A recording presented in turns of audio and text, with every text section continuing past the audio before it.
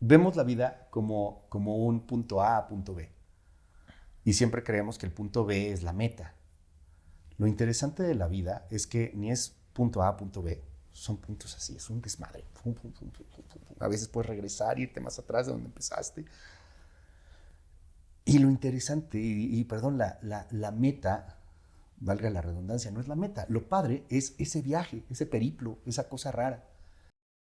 Esto es Digesto.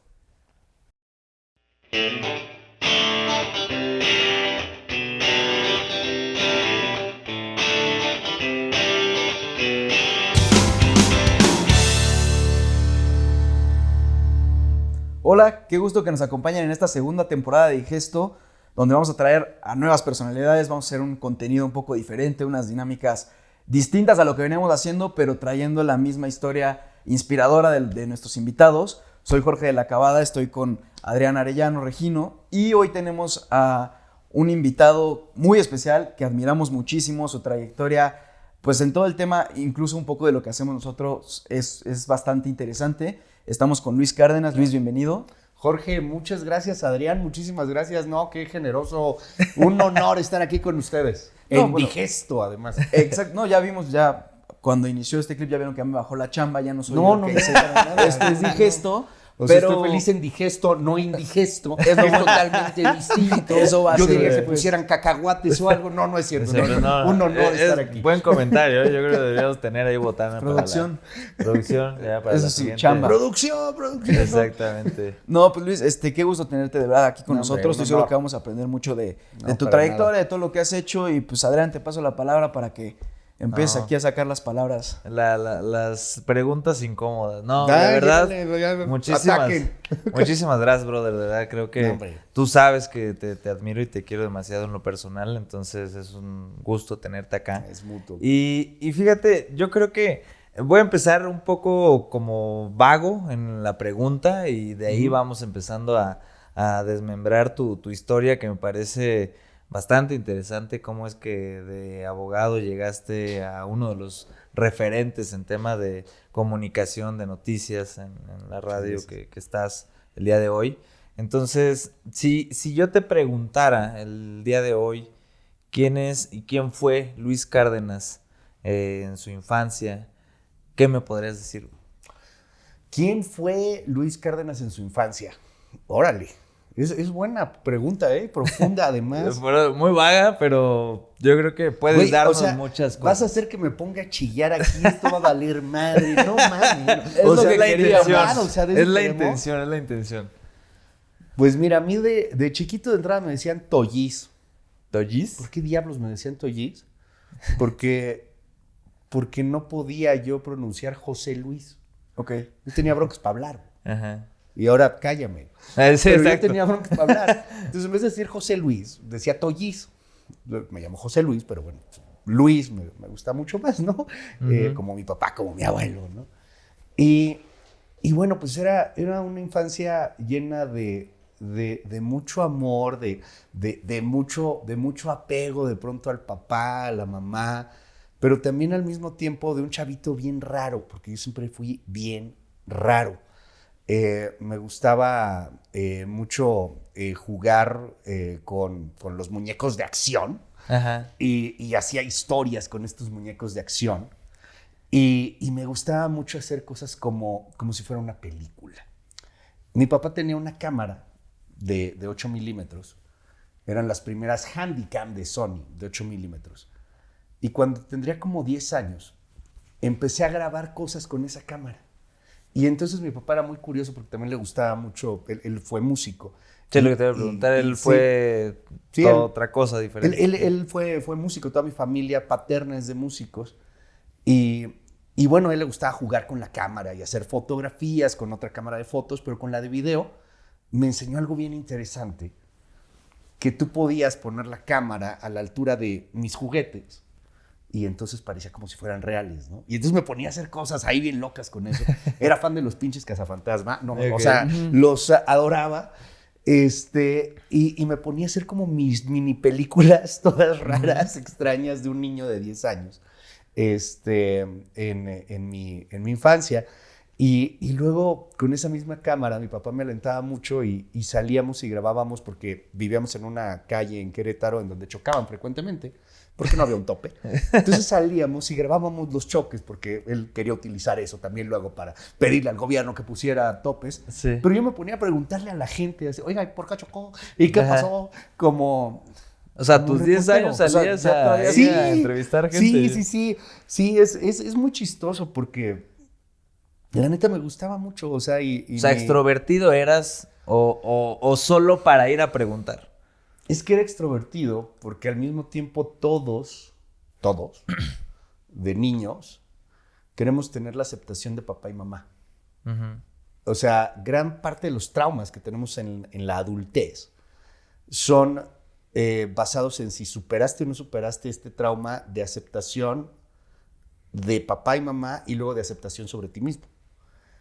Mi papá era relativamente extrovertido, músico, cantante, de repente declamaba. Uh-huh. Entonces yo lo que quería era ganarme la aprobación de mi jefe, ¿no? De mi papá. Sí, claro. Y entonces se trataba de ser también así extrovertido, pero al mismo tiempo interiormente me gustaba mucho crear estas historias y estar solitario. Era un chavito bien solitario, tenía 2, 3 amigos. Oye, ¿ya es hijo único?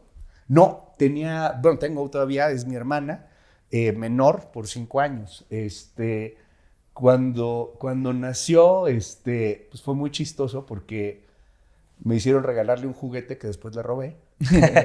Me gustó más, dámelo, me gustó ¿no? más, entonces sí hay un intercambio. Exacto. Pero las diferencias de 5 años son muy curiosas porque hay veces, como todo lo que pasa en la vida, en que el tiempo es extremadamente fuerte y luego es absolutamente nada. Entonces, cuando ella tenía 0 y yo 5, pues obviamente era muy, muy distinto. Cuando ella tenía 5 y yo 10, pues era muy distinto.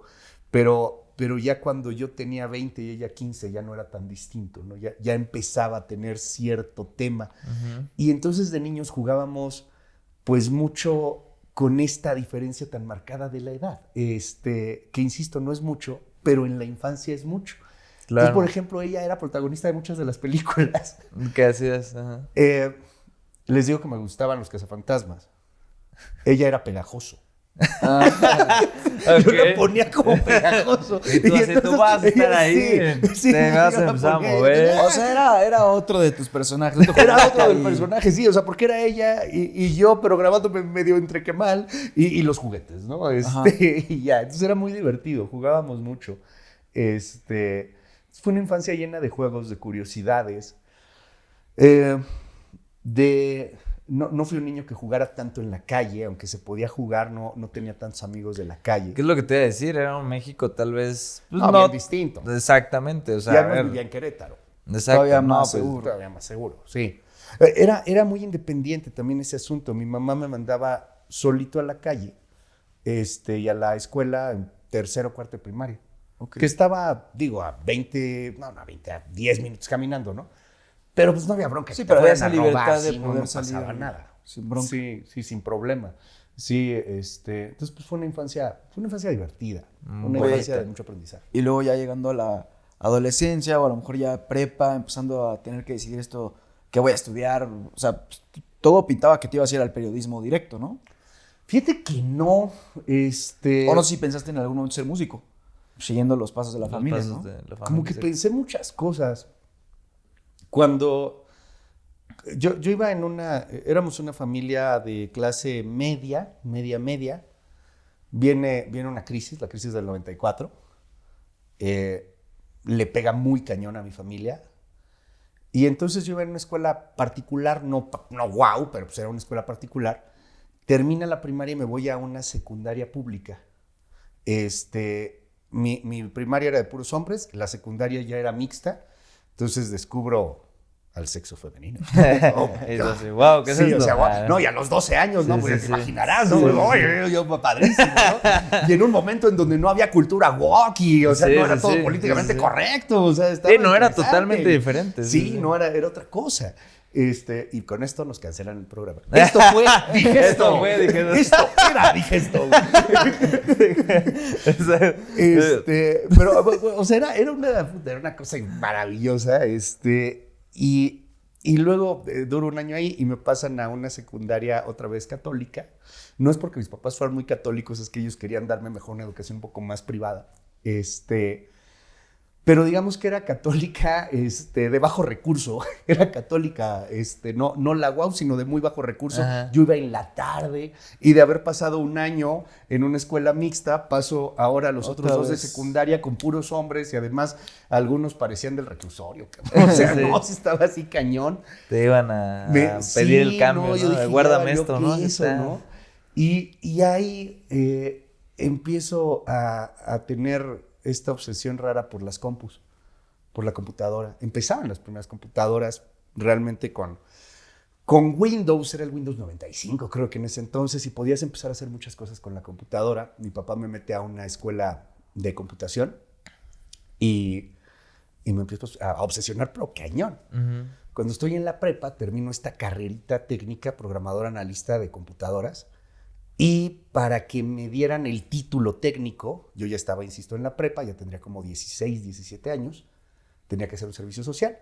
Hago el servicio social en una tienda de computadoras, aprendo a desarmarlas, armarlas, lo que es el motherboard, lo que es el procesador, las memorias RAM, los tipos de memorias, los discos duros, los tipos de conexiones. En ese entonces eran IDE, ahora son SATA, o ATA, ahora son de estado sólido. En ese entonces todavía los escuchabas y veías, puta, ya valió el disco duro, esto ya tronó, cabrón, no hay Ya manera de valió madre, recuperar. ¿no?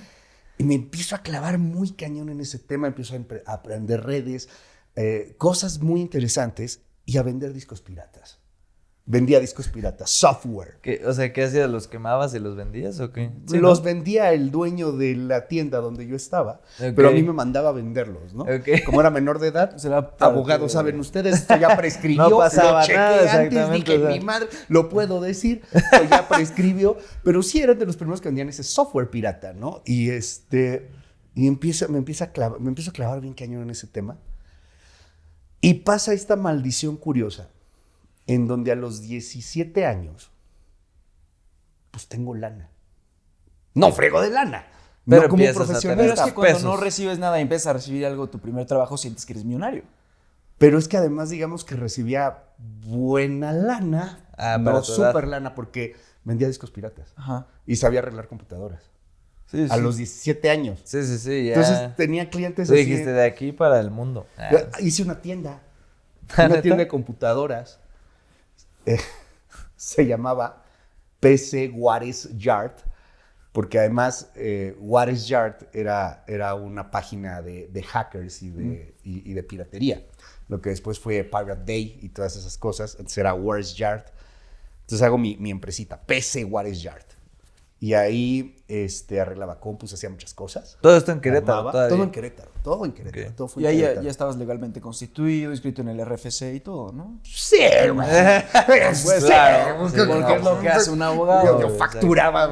¿Cuántos pirata quiere? Cojones, sin IVA. Sí, no, ¿Cuántos quiere? ¿no? Sí. Claro. ¿no? No, claro. Sí. Pero curiosamente sí a los 18. En los 18, o sea, la tienda la había abierto como a los 17 en un localito, chiquito, así muy micro. Y a los 18 sí, porque necesitaba el RFC para que te dieran precio de mayoreo en las que eran empresas que te vendían las piezas para las computadoras. Ahora hay Amazon y ahora todo esto es bien distinto, pero en ese entonces tenías que darte de alta y en tu RFC ponías que te dedicabas al tema de venta de cómputo y entonces te daban acceso a algunos almacenes y ya te vendían a un precio preferencial. Con el cual tú podías tener una ganancia, ¿no? Por decirte, un mouse te lo vendían en 80 pesos, tú lo vendías en 100. Y no necesariamente tenía que ser por mayor. Era bien interesante porque en ese momento era un auge y éramos muchos Era el boom, ¿no? jóvenes. De todo eso. Sí, muy, muy jóvenes. O sea, yo era los más chavos, pero había muchos jóvenes de 18 a 30 años que habían aprendido a armar computadoras, que sabían de cosas, que se estaban metiendo al tema y que ninguna escuela te daba eso. O sea, no había escuela que te dijera más que la escuela de realmente ponerte a chambear. Pero Y- entonces, perdón, sí. acabaste la carrera técnica Ajá. y... Me dan ese título y me Ajá. dediqué a ganar dinero con Ajá. computadoras a los 17 años. ¿Qué podría salir mal? Exactamente. Ajá. No, pues un riesgo de cosas. O sea, Una podía carrera salir bien. meteórica. Ah, a los 20 no tenía prepa. O sea, a los 19, 20 años no tenía prepa. Me había ya echado en la lana de todo eso. Sí. Ya no era, seguía siendo un gran negocio y fue un gran negocio para quien siguió teniendo esa responsabilidad y disciplina de un negocio. Hacer un negocio es dificilísimo. Y pues un chavo de 17, evidentemente pues sí, no claro. iba a ser el mejor. Igual tenías otros objetivos. Fue cuando dije, no, pues sí, no me quiero dedicar a las compus, aunque me gustaba, pero en mi corazón estaba la política. Porque mi abuela paterna también era muy política y era panista de Hueso Colorado. Ajá. Y le gustaba mucho el tema. Y entonces en mi infancia, en esta infancia rara de la que platicábamos, ¿no? Ella hablaba mucho de política. Y me impulsaban a practicar y a estar en concursos de oratoria. y bueno, pues eso me hizo así como que amar la política. Y me gustaban las noticias y todo ese rollo. Entonces me vengo acá, a México. ¿Por qué te vienes acá? Porque aquí está la UNAM, en donde según yo había políticos. Ok, tu idea era como ahí voy a hacer el nicho de... O sea, es el paso, ¿no? Para llegar a conocerlos. Sí, porque además hay algo bien interesante. Cuando yo nací en la ciudad, pero muy chiquito, como a los 5 años, mi familia se fue a Querétaro. Entonces, digamos, mi infancia y adolescencia y parte de la juventud fue en Querétaro. Pero cuando me vengo acá a la UNAM, o sea, de nueva cuenta, cuando tú lo ves, la UNAM, desde otra perspectiva, cuando tú ves esta gran universidad desde el interior de la República, no en la Ciudad de México, es Harvard. Y se queda corto, o sea, claro. Es una cosa increíble, ¿no? O sea, fíjate, mi sueño no era ser abogado, nunca. Mi sueño era ser político. Y los políticos, según yo, estudiaban en la UNAM. La historia de mi vida, cuando llegué, los políticos realmente estaban estudiando en el ITAM. Okay. Pero bueno. Dice, pero bueno, pues yo me iba a la UNAM. Yo me iba a la UNAM. Uh-huh. Y ahí estuve unos años en la universidad, en carrera. Ahí mi papá me volvió a apoyar, porque yo me había salido de la carrera, en fin, un rollo, ¿no? Uh-huh. Y al mismo tiempo también trabajaba, de repente arreglaba alguna compu, vendía alguna cosa. Y luego, pues bueno, me ayudaron mis padres. Luego me regresé un rato a Querétaro, terminé la universidad de manera abierta, iba en escolarizado, luego en abierta. Y ejercí durante un muy breve periodo de tiempo para darme cuenta que no tenía nada que ver con lo que yo quería. Tú dijiste aquí no. ¿Estudiaste qué? No, pues estudié Derecho, terminé, bueno, entre que iba terminando, pues empecé a trabajar en un despacho, muy chiquito, muy tranza de alguna u otra manera, entre Querétaro y México, y la neta no me gustó. O sea, no me gustó, no me gustaba el tema. Y a lo largo de la carrera te llamó la atención realmente que digas, puta, qué chingón. O siempre fue como ese de, pues, estoy esperando a ver si me gusta algo más. Como que ya desde el segundo año yo creo que ya sabía que no me latía. Pero fue de ya me la he hecho porque ya empecé. Pues ahí estaba y luego empecé, te digo, a medio trabajar en un despacho. Trabajé como un año en lo que estaba estudiando, un año y medio. Hacían sumarios mercantiles, divorcios, un friego, ¿qué otra cosa? Algunos penales así de poca monta, de quinta, de ir ahí a una MPs, a sacar borrachos o... Oye, pero independientemente de que no te gustara, ¿se te facilitaba? O sea, ¿fue una carrera que, digamos, fue fácil, te costó, estudiaste un chingo, o sea, ¿cómo fue? Yo creo que no se me facilitaba, o nunca me di chance de saber si se me facilitaba o no. Yo nunca llevé un asunto, pero, o sea, como tal, yo llevarlo. No, pero me refiero como a las materias. O sea, ajá. Las materias sí, o sea, no eran particularmente difíciles. Eso me... O sea, era... Yo creo que esta para mí fue una etapa en donde, pues, a ver qué pasa, ¿no? Hay momentos en la vida en el que no sabes qué hacer y bueno, pues ahí te vas quedando y te vas quedando. Creo que la bronca es cuando haces que ese momento sea más largo y no cumples o no te das cuenta que es un momento en el que ya acabó un ciclo y hay que cambiarte e irte a otro. A mí eso me facilitaba y pues navegaba. O sea, en lo que veía qué diablos iba a pasar con mi vida, navegaba y pues pasaba bien las materias. No te digo que era excelente, pero pues pasaba. El trabajo pues era X, o sea, era desde sacar copias hasta ir por el café, hasta llevar cosas a los juzgados. Pues ahí va, ¿no? Sí, ya cuando, o sea, dijiste... Pero nunca me apasionó. Esto no me gustó. ¿Y qué pasó? ¿Cuántos años tenías ahí?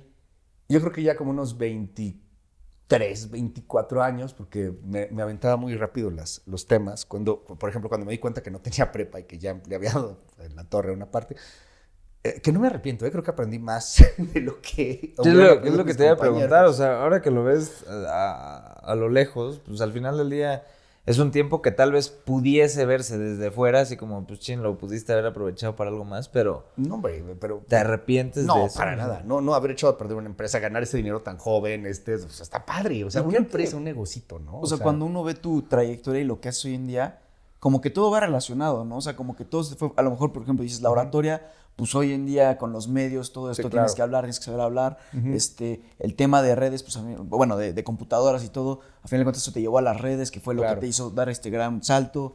Pero, bueno, no me voy a adelantar un poquito de eso. Sí, pero tiene que ver. Pero va a estar relacionado. El punto aquí, cuando terminas esto de que dices, esto no es lo mío, ¿qué siguió? O sea, ¿qué hiciste? ¿Qué? Renuncié, prácticamente estaba terminando, ya había terminado la carrera o faltaban materias, no sé, o sea, era nada, ya. Y como que era la decisión más estúpida que podías tomar, ¿no? Voy a renunciar al derecho, no quiero hacer nada que tenga que ver con leyes. No quiero hacer nada que tenga que ver con llevar un juicio, con llevar un asunto. No voy a hacer nada que tenga que ver con lo que estudié 4 años. Exactamente, con lo que acabo de terminar de estudiar. Exacto, además, o sea, ¿no? Pues era la decisión más estúpida. Y entonces, ¿qué voy a hacer? Pura cosa creativa. Cosas que me gustan. Y volví a arreglar computadoras para medio vivir. Y empecé bueno, tenía un par de camaritas y empecé a grabar bodas, 15 años, primeras comuniones, fotografías infantiles, lo que fuera. Hacía cortos. Tengo algunos cortos. Hoy los vuelvo a ver y digo, qué espantosos eran. ¿Por qué lo hacían? ¿Por qué me contrataban? ¿Por qué me contrataban? No te contrataban, porque yo lo que quería era hacer esos cortos, quería hacer ese arte, ¿no? Entonces, unas cosas rarísimas. Que se veía el caballo nada más así, o sea, ya empezaba a ser fácil, o sea, empezaba a democratizarse el tema de la producción, pero seguía siendo complicado, ¿no? O sea, las cámaras eran, aunque más accesibles, de muy baja calidad, no como es ahora. O sea, ahora realmente hay una democratización brutal en ese asunto, es relativamente sencillo, cada vez más y más podcasts y más producciones y más cosas, y eso es hermoso. Digamos que a mí me toca el génesis de esto que estamos viviendo, el inicio, ¿no? Entonces fue padre. Y yo quería dedicarme a eso. Y viene esta fusión muy rara en algún momento. Me va muy mal muchos años. Muy, muy mal. No tener para comer, no tener para pagar la renta, deberle a todo mundo. Oye, justo eso te quería preguntar porque, o sea, dijiste que era como que medio para, o sea, sacar chambitas para medio vivir, pero pues entiendo que tu familia seguía en Querétaro, ¿no? Y tú sí, estás en la ciudad. Querétaro. Yo estaba en la ciudad y estaba en Querétaro porque a veces había chambitas aquí, a veces había chambitas allá. Aquí me quedaba con amigos, allá. ¿Dónde te quedabas o qué? Pues con quien me diera cierto asilo. Sí. Y digamos que la base la tenía en Querétaro, ¿no? Pero venía aquí con muchísima frecuencia. Aquí estaba estudiando comunicación. Okay. Algunos cortos eran para ese asunto. O sea, después de Derecho te metiste a Comunicación. A Comunicación. Ajá. Ok. Y fue muy padre. La verdad fue muy padre. Aunque creo que nada de lo que te enseñan realmente lo terminas por aplicar. Ok. Porque es una carrera que va de una forma vertiginosa, que todo va cambiando de manera intempestiva y que difícilmente te da algo más que un simple marco teórico, ¿no? Hubo un momento en el cual yo creo que todo pasa por algo. Es una creencia muy personal. Creo que hay un momento en el que todo se junta, se fusiona y que se trata de aceptarlo. Y si lo aceptas, si te dejas fluir, la cosa jala. De pronto, haciendo bodas, 15 años, primeras comuniones, estos videos, llega un diputado. No el diputado, sino la gente del diputado. Ricardo Alegre Bojorquez se llama. En ese entonces era diputado, hoy no sé qué sea, francamente. Y él iba a hacer su informe de legislativo. Y entonces me preguntan, oye, pues tú haces videos, ¿no? Sí. ¿Puedes grabar al diputado? Claro. Sí, ¿cómo no? Tengo mi empresa constituida. No, sí tengo mi empresa legalmente constituida. Exacto.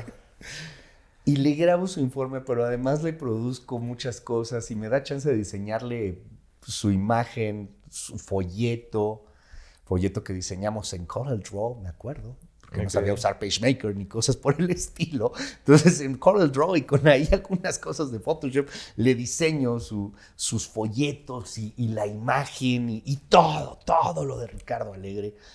Y el cuate queda encantado porque además le cobré $2.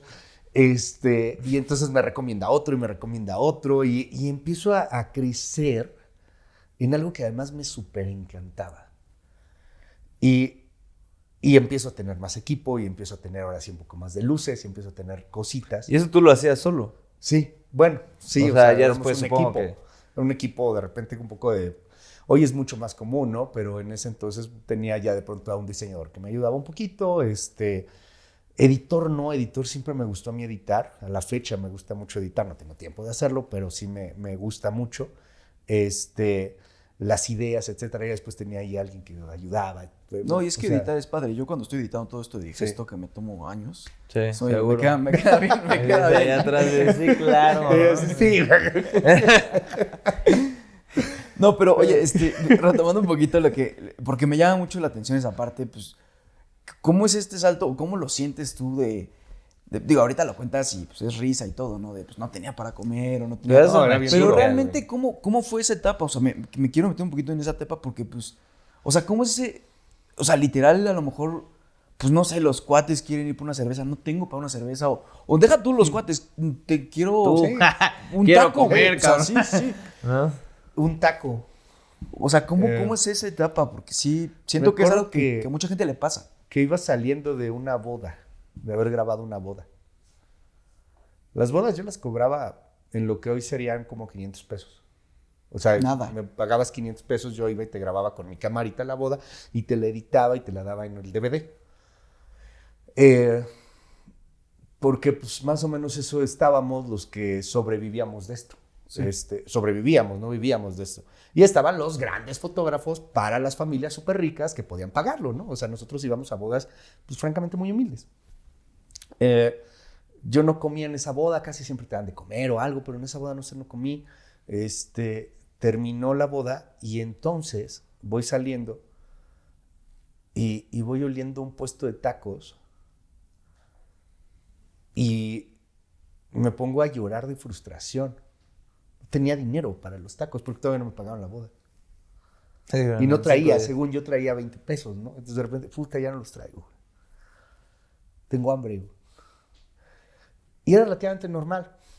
Había un lugar, todavía existe, en la colonia del Tepetate, en Querétaro, que se llama Jamón y Queso.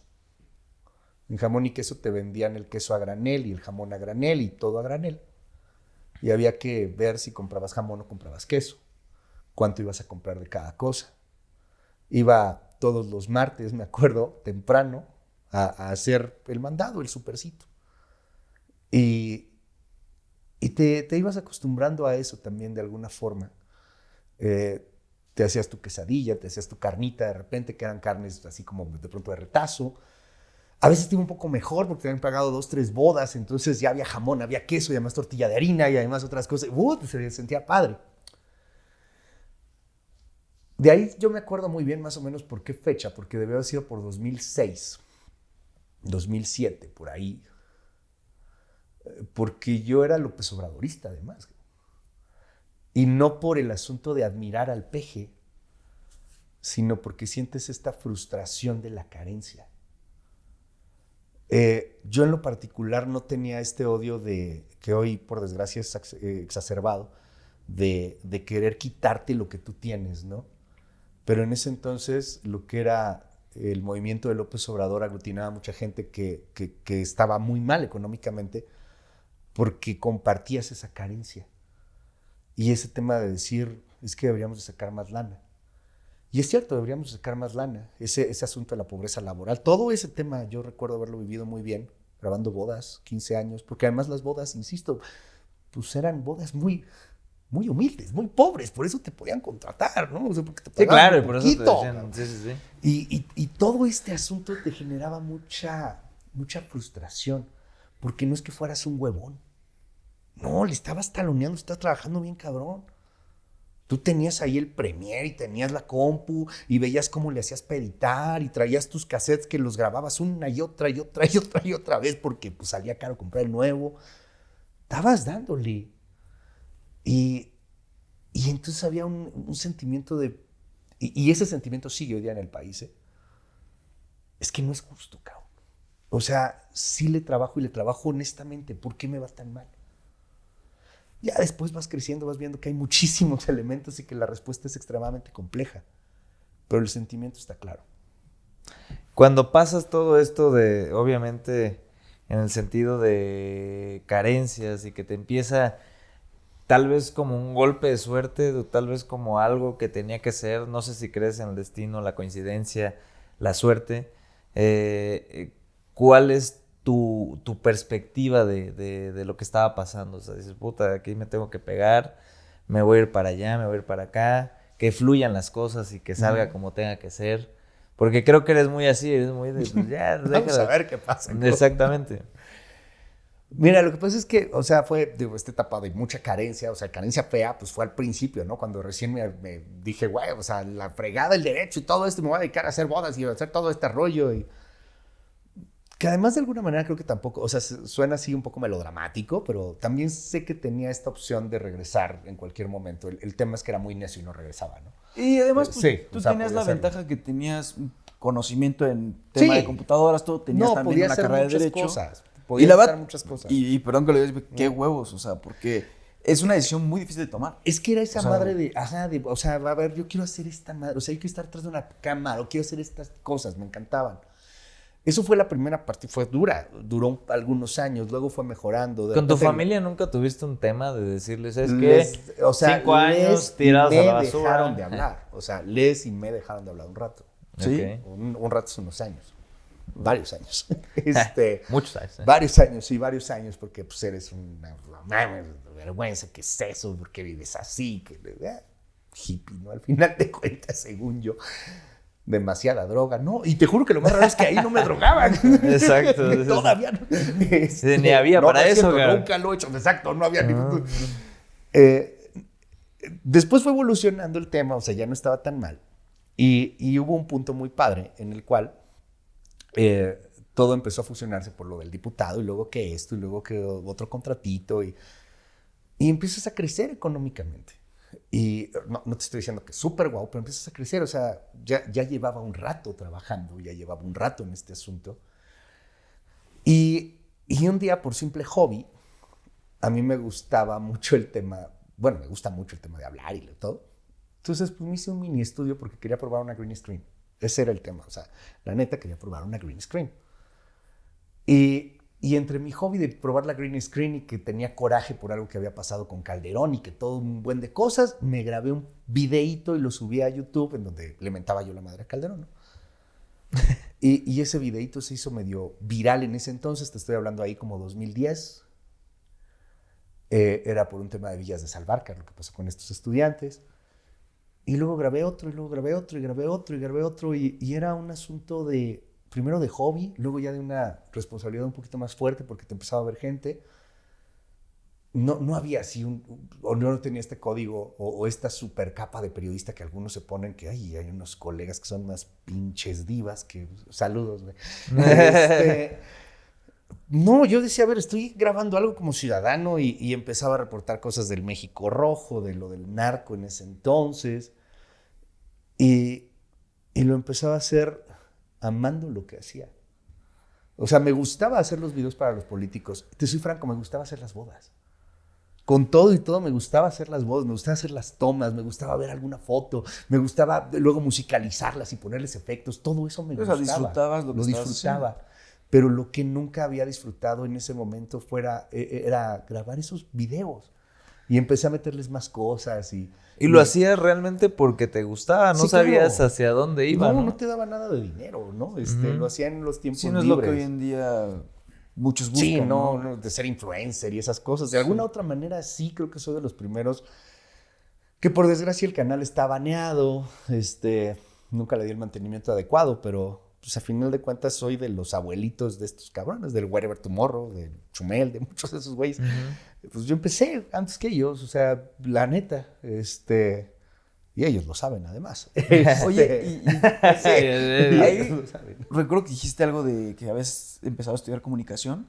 O sea, ¿terminaste esa carrera también? Sí.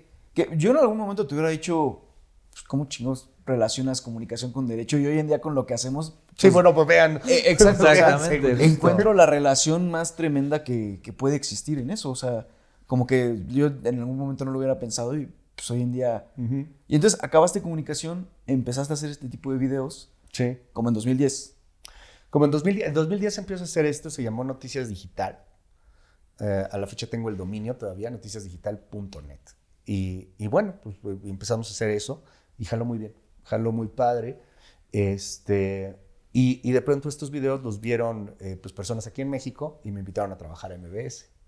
Y ahí desde 2010, ¿o cuándo fue que te invitaron? 2011, yo entré a MBS en 2011, pero entro primero como coconductor de Fernanda Tapia en un programita que se llamó Las del Estribo.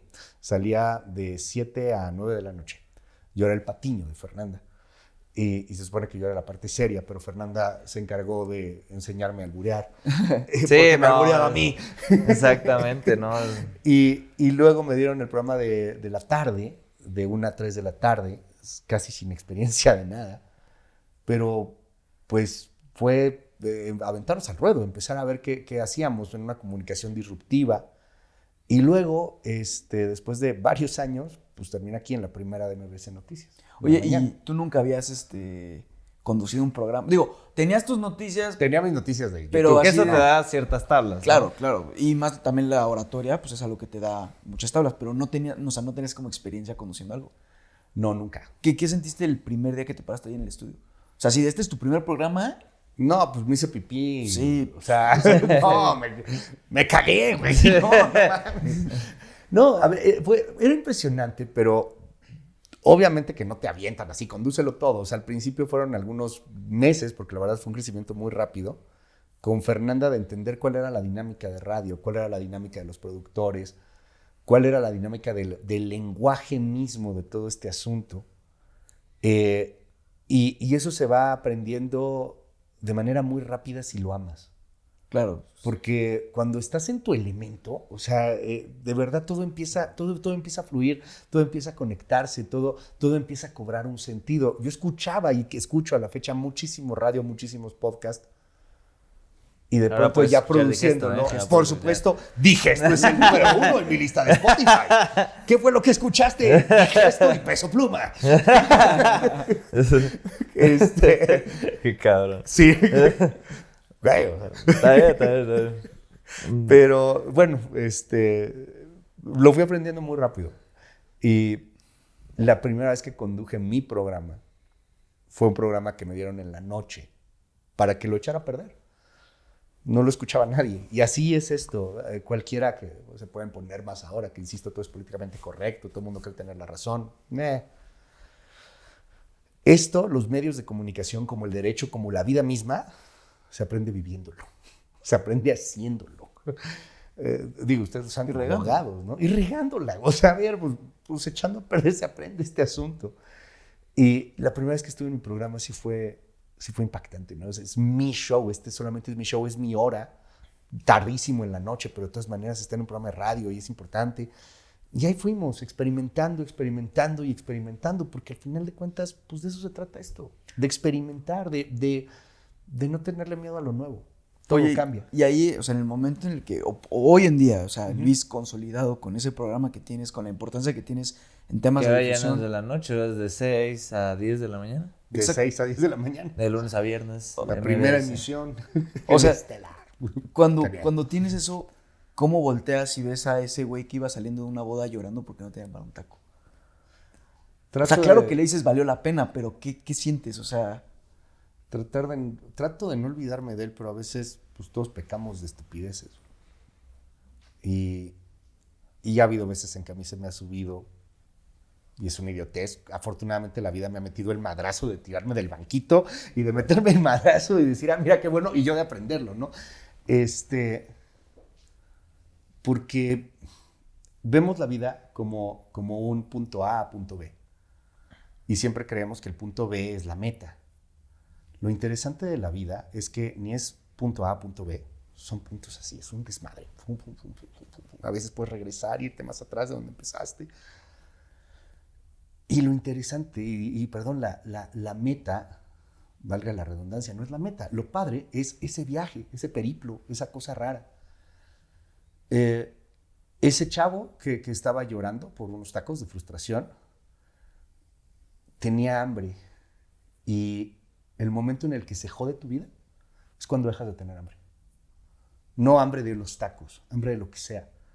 Y no estoy hablando de ambición desmedida, no, hambre de lo que sea, de aprender, de conocer, de hacer, de jugar, de lo que tú quieras. En ese momento, valió madre. Entonces me acuerdo mucho de él y trato de acordarme de eso, de siempre tratar de tener hambre de algo, ¿no? Pues, hermano, o sea, puta, si por nosotros fuera... No, hombre. Sería pláticas y pláticas porque hay infinidad de cosas. Yo sé que tienes muchas cosas. Creo que algo que admiro mucho de ti es el hecho de cómo es que has aprendido de la vida, cómo ves la vida, cómo vives la vida. Y justo ahora entiendo mucho más, tiene mucho más sentido las palabras que siempre te chingo de... Y de verdad es un honor, un placer estar hoy con ustedes cuando estás en Neta, de corazón. Pero hoy se entiende perfecto por qué razón. Eres un cabrón que la ha roto en lo que ha hecho, nos queda claro. Espero que sea una segunda parte porque nos falta puta de aquí para escribir muchas cosas. No, pero de verdad también qué admirable esto que nos comentas, porque estoy seguro que muchos que estén viendo esto, que estén escuchando esto en algún momento deben de estar como el Luis de no quiero hacer esto, no me gusta el derecho, o a lo mejor yo me quiero dedicar a otra cosa, o sea, yo creo que... O a lo mejor al revés, me gusta el derecho y estudié comunicación. Claro, también puede ser. Sí, no. También puede ser, o sea, no estoy haciendo lo que quiero hacer. Exacto. Y eso, pues creo que a final de cuentas la idea de esto es eso, ¿no? O sea, que la gente escuche historias de éxito y que diga, sí se puede, o sea, obviamente pues, lo que dices, ¿no? Vemos el punto A y el punto B y piensas que el punto B es la meta y no ves los madrazos que te llevas en esa trayectoria, ¿no? Y las divertidas, ¿no? Sí. Exacto. No, que dices, puta, ¿no? Tenemos una nueva sección que son las preguntas de Jay-Z de producción. Sí, Ping ahora pong. Son ping más o menos algo pong, así, papa. ¿no? Entonces son 3 preguntas que hago y al final una que Adrián va a seguir haciendo. Entonces la primera es, ¿qué objeto te llevarías a una isla desierta? Un Kindle. Para seguir leyendo. Sí. O sea, ¿por qué nada más? Pues sí. ¿Te gusta leer? No, ha de ser bueno para aventarlo. Dice, a la chingada voy a empezar a jugar mato pez, lo que sea. Objeto, no persona, No, sí, no animal, objeto. no nada. ¿no? Objeto. Pues un Kindle. Sí, ahí para mí. Por eso lo quiere de frisbee. Leo lo que alcance y lo aviento. Tampoco sé cuánto tiempo voy a durar en la isla desierta. O sea, si es un buena precisión. Ahora tenemos que precisar. Si duras un día. Sí. La segunda, si fueras un animal, ¿cuál serías? Perro. Koala. ¿Koala? Koala. Un koala. Para dormir un chingo. Duerme un chingo. Es el animal que más duerme. Siempre está amarrado a su eucalipto. Se la pasa drogado. Sí. Por eso siempre está amarrado al eucalipto. Y debe ser muy interesante la vida que tiene el koala dentro de la vida. Es como estas películas raras, ¿no? De dentro del ¿no? sueño, Exacto, sueño del sueño. O sea, el koala a lo mejor nos domina a todos. No sabemos, no lo sabemos. Tú lo ves ahí nomás dormido. Exacto. A ver, la tercera. ¿Qué museo me recomendarías? Pues a ver, o sea, respuesta a mamila, pues sería el Louvre y estas cosas. Yo creo que el primero que se te tope en tu camino, porque hay algunos interesantísimos siempre, que vas caminando y que no lo tienes planeado. El museo que se te tope en tu camino es el que te recomendaría. Siempre puede haber uno mejor, otro peor, pero el museo te lleva a la curiosidad, el que veas primero. Para mí, mi favorito en la Ciudad de México está ahí en ese Museo Nacional. Me fascina cómo está ahí donde está el caballito, ahí está Cuba, está Cuba, ¿no? Ahí en la avenida Tacuba. Sí, para mí ese es el favorito, pero Pero el mejor museo para mí es el que se topa en tu camino, porque siempre vas aprendiendo uno nuevo y uno nuevo. Y hay cosas bien interesantes de museos que en la vida te imaginarías, ¿no? Y que es la curiosidad lo que te lleva, yo creo que a entender muchas cosas, ¿no? Y entrar al museo, por eso entras al museo. El museo es este espectáculo del morbo histórico. Sí. O del morbo, lo que sea. Buena O de aprender, definición. Sí. Buena definición, no la había escuchado. Es un asunto de morbo. Hermano, por último, un libro que recomendarías, aparte del Kindle que dices. Un libro que dijeras, Este es el pues bueno. igual y no cambió mi vida, pero pues la marcó, ¿no? Pues mira, yo O pondría... lo recomendaría, ¿no? Hay un güey que admiro muy cañón y siempre me gusta recomendar este libro. No cambió mi vida, pero me cae muy bien el tipo y a mí me encanta su narrativa. ¿A poco ya Se leíste llama- mi libro? Sí, ya me leí imaginé. uno. Ese ¿Quién? debe ser. ¿Cuál? Mi libro. Ay, Pues que me empezó a describir, güey. Así es, Digo, o sea, eso. lean un pinche pendejo. Jorge. No, Michael Holbeck o Hollebeck, como sea que lo quieras pronunciar en francés. Michael Hollebeck o Holbeck, whatever. La posibilidad de una isla. Te va narrando cómo el mundo va valiendo cacahuate y lo compara con este momento y el futuro, pero en una novela maravillosa donde el protagonista es un estandopero. Y este cuate es Interesante. uno de los mejores, bueno, de los más controvertidos filósofos que existen. Hay una frase que me encanta de la pandemia cuando le preguntan a Hollebeck, güey, ¿cómo va a ser el mundo después de la pandemia? Exactamente igual, nada más un poquito peor. Así de sencillo, Sí, dice así ya, de no se sencillo. compliquen Con la ese vida. humor hace esa novela. Ok, entonces para que lo chequen. Y hermanito, muchísimas hombre, gracias, de un verdad. honor, Adrián. Sí. Encantados Muchas gracias. por iniciar y dar inicio a esta segunda temporada. Te habla Jaycee, cabrón. Que aplaudas. ¡Bravo! Ahí sale así. No, ya, de verdad, puta, mis agradecimientos seguramente de Jorge no tendrá cabida en el programa. Muchas gracias. Esperemos tenerte en una segunda oportunidad, un segundo capítulo. Muchas gracias, de verdad ustedes. Yo creo que iniciar esta segunda temporada para nosotros es sumamente, pues, no sé, emocionante. Porque no saben el trabajo, obviamente Jaycee lo sabrá, el trabajo de estar grabando, consiguiendo invitados para ustedes justamente y que ustedes vean lo que es la vida detrás de las personas que vemos diario, ¿no? Que te vemos a ti en MBS 102.5, que vemos a otras personas haciendo lo que tienen que hacer y de verdad estamos muy felices, muy contentos. Síganos, suscríbanse en todas nuestras redes sociales y muchas gracias por todo. Gracias, Muchas Luis. gracias. Muchísimas gracias. Nos Un vemos en honor. el siguiente episodio de Digesto. Recuerda seguirnos en Digesto. Danos like, comparte y suscríbete.